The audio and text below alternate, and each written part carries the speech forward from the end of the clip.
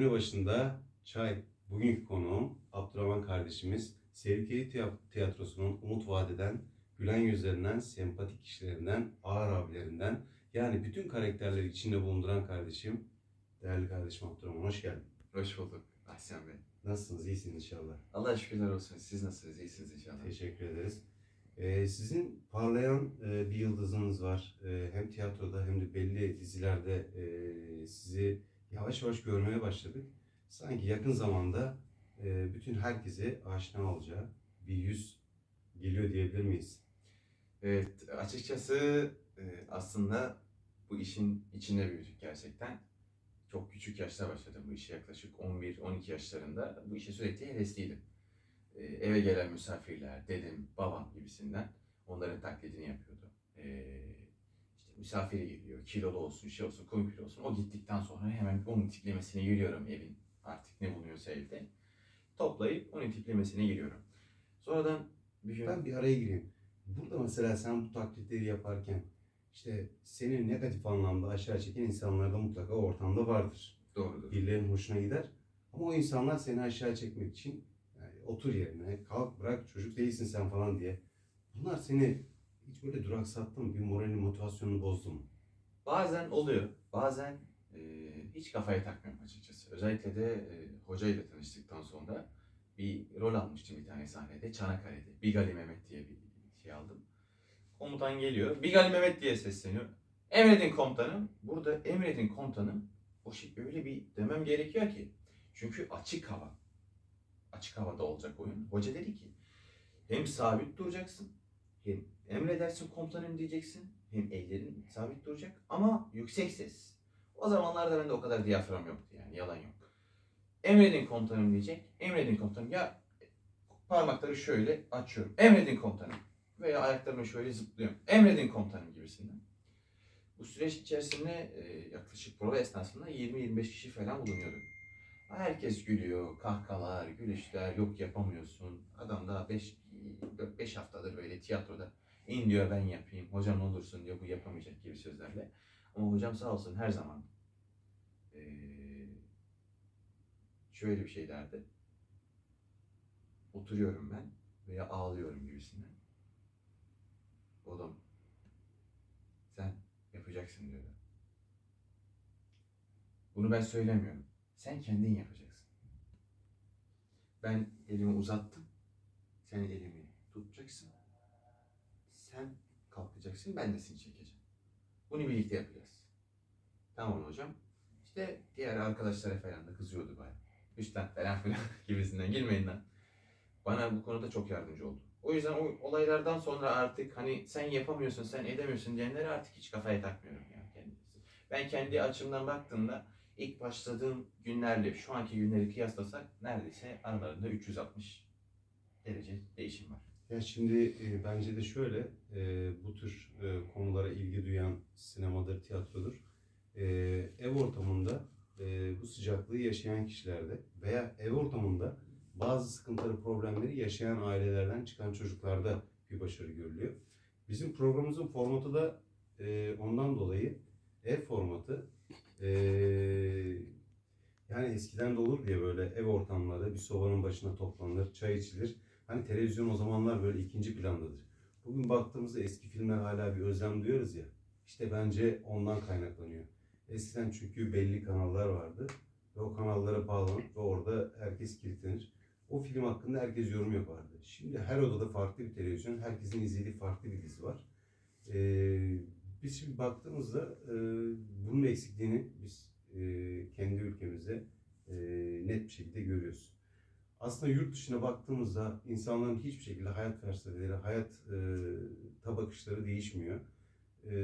Çünkü adamların bir standartları var. Biz bu standardı kaybetmememiz lazım. Onun için bizde Abdurrahman neden böyle diye sormuştu. Formatımız ondan dolayı böyle. Biz ev ortamında oturalım, çayımızı içelim. Çay da güzelmiş.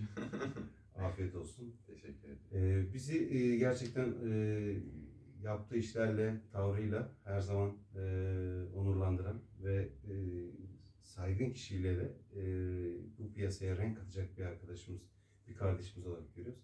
İnşallah Allah yolunu açık etsin. Teşekkür ederim Şu gerçekten. anda yakın zamanda bir projeniz var. Gördüğümüz kadarıyla basından. Evet, şu an çok yakın bir projemiz var. 29 Kasım Cuma akşamı 7.30'da Arın Balım Eyvah Karım tiyatro oyunumuzla inşallah sahnedeyiz.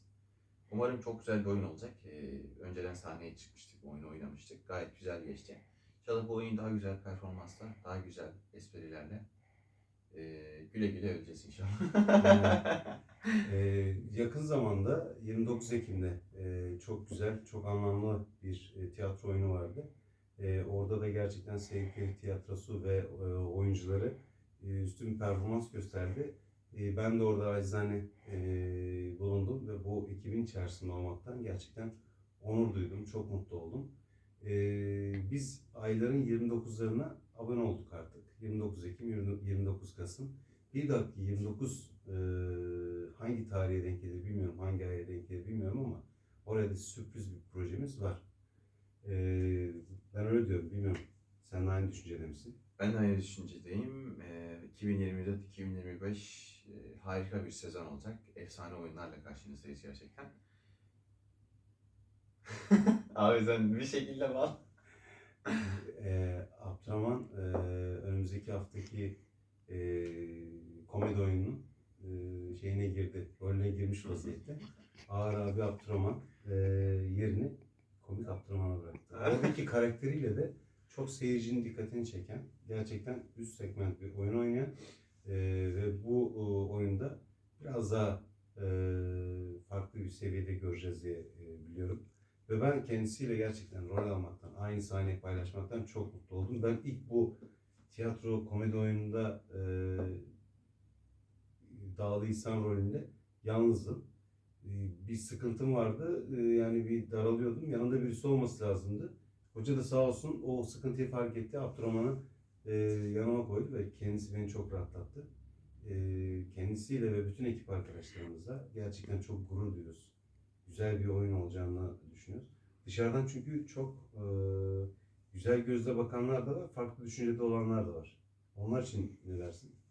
Yani dışarıdan şimdi farklı gözle bakanlara diyeyim. Hangi açıdan? Kötü Yani ikisi de var. Birileri bazıları takdir için bakıyor, birileri de bir yerde tökezlesinler gibi. şöyle bir şey diyeyim. Biz asla durmayacağız. Biz her zamanki gibi oynamaya devam edeceğiz. Onlar da konuşmaya devam edecekler. Herkes kendine yakışanı yapacak. Herkes kendine Kısacası. yakışanı yapacak tabii ki de. Biz burada bir ülkenin içerisindeyiz. Şu ana kadar ilerlediğimiz, elden ettiğimiz başarılar hepsi kendi hocamızın, ekibin, o aile ortamın sayesinde oluşan bir şey. Umarım çok güzel projeler yapacağız ve herkes hayran hayran, şaşkın şaşkın bakacak. Bir de bu tiyatro grubunun şöyle bir özelliği var. Bayanlardan, erkeklerden oluşuyor biliyorsunuz. Bu aile ortamı, abi kardeş ilişkisi burada pik yapmak vaziyette. Yani burada bir bayan arkadaşımız, yeni katılan bir kardeşimiz, ya buraya geldiğinde ya burada karşı cinsel insanlar var, çekip böyle bir tedirginlik yok.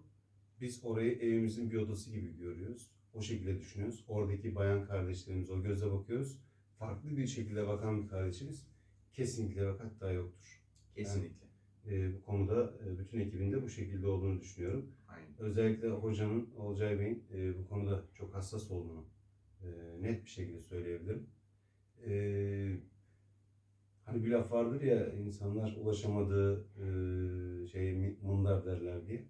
Bazıları bu seviyeye, buraya, bu ekibin içerisine giremediğinde bir takım kulplar takıyorlar. Bu da bu ekibin başarısını ortaya koyuyor açıkçası. Aynen öyle gerçekten. Ekibin içerisinde böyle farklı gözle bakan veya ekibi kötüleyen biri olma ihtimali neredeyse %0 zaten. Bizim her zaman tek cümlemiz, bizim kapımız gelene de açık, gidene de. Evet. Her zaman açık. Dün bir söz söyledim. Sanırım sen söyledin. İyisiniz, demek ki bizdensiniz. O tarz bir şey. Demiştim, varsa bizden iyisi, o da bizden birisi. Evet. Şimdi bu lafın üzerine bir laf yok. Yani çok açık, çok net bir laf. Ben şunu da şey yapıyorum. Yani burada ortada bir emek var. Burada bu tiyatro ekibinin emeği. Ve burada kadromuz da belli. Bu kadronun geliri gideri de belli. İşte bu tiyatro alanının veya o ortamın herkeste olmadığını herkes net bir şekilde biliyor. Buranın belli bir kirası var, buranın belli bir sorumluluğu var. Ve bu sorumlulukların altında, bu sorumlulukları üzerine alan kişinin de tabii ki orada bir söz hakkı var. Oranın idaresinden, oranın geleninden gideninden sorumlu. Bu süreci çok iyi yöneten de bir lidere sahibiz. Olcay Hoca'ya buradan selam gönderiyoruz. Şimdi baktığımızda bizim ortamımızda olmak isteyen, hayal eden hiç kimsenin önü kesilmiyor. Herkes o kapı dediğin gibi açık. Ama gitmek isteyene ve ortamı bozmak isteyene de o kapı yine açık. Her zamanki gibi biz kalacağız diye söz verdiğimizde kalırız. Ama gidenin de peşinden koşmayız. Evet. Şömine önünde çay programının burada bu haftada sonuna geldik. Çok değerli kardeşim, değerli konuğum Abdurrahman'a çok teşekkür ediyorum. Son Rica ederim. sözlerini alalım. Son sözlerim. Buradan tüm ekip arkadaşlarıma, hocama ve kıymetli eşi Aysun Dursun'a selamlar yolluyorum. İyi ki varsınız gerçekten hayatımızda. Ali İhsan Bey, sizler de iyi ki varsınız gerçekten. Bu güzel program için, bizi davet ettiğiniz için çok teşekkür ederiz. Biz teşekkür ederiz geldiğiniz için. Tekrar önümüzdeki haftaki 29 Kasım saat 19.30'da Barış Manço Kültür Merkezi'ndeki Arım Balım Eyvah Karım oyunumuza sizleri bekliyoruz. Ne demiştik? Yemek sonrası, çay arası, tatlı kıvamında sımsıcak oyuncu kadrosuyla Arım Balım Eyvah Karım oyununa davetlisiniz. Bekleriz. İyi akşamlar.